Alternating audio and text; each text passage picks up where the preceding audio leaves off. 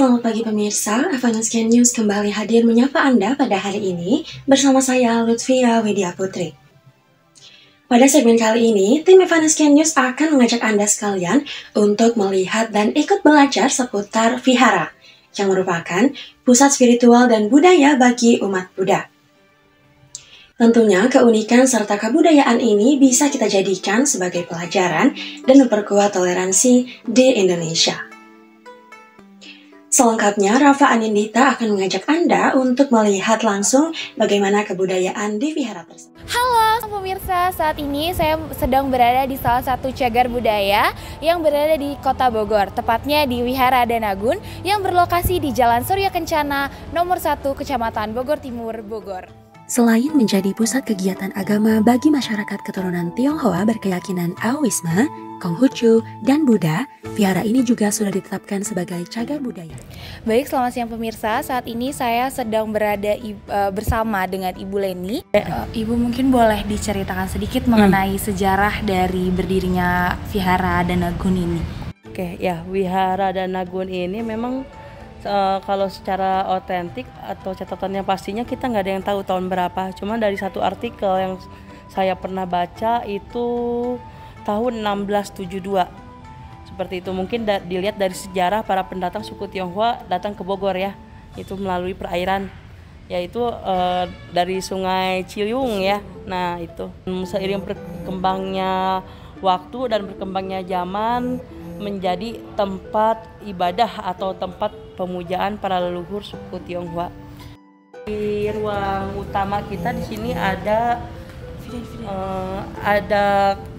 dewa dewi ya. Di sini salah satu di sini adalah tokoh-tokoh leluhur tokoh Tionghoa. Yang di tengah ini adalah Kongco Hoktaek Chengsin. Kita sebutnya Kongco Hoktaek Chengsin. Menjelajahi vihara ini bukan hanya perjalanan spiritual, tetapi juga perjalanan budaya yang syarat makna.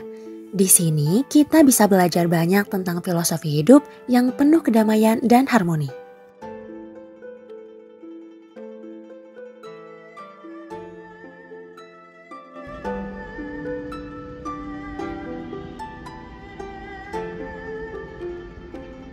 Kita bisa dibilang wihara salah satu tertua di Kota Bogor ya. Mungkin kakaknya juga tahu gitu ya.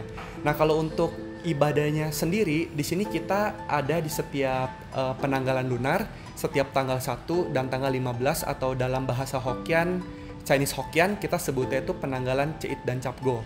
Nah, setiap malam Ceit Capgo itu kita mengadakan kebaktian secara Buddhis Mahayana dengan membacakan sutra atau yang kita kenal juga disebut liamkeng gitu. Itu kita lakukan setiap malaman tanggal 1 dan malaman tanggal 15.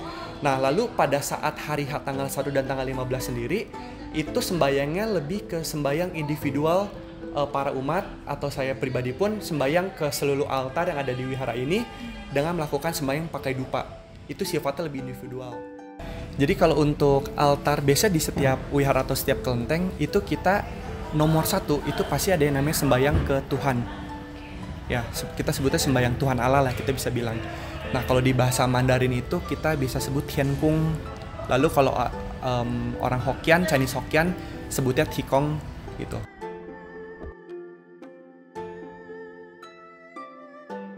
Baik pemirsa, saat ini saya sedang berada di Petilasan Mbah Bogor atau biasa masyarakat Indonesia kenal dengan Raden Kian Santang. Bisa dilihat ada penghormatan bagi beliau dan juga ada namanya Mbah Bogor.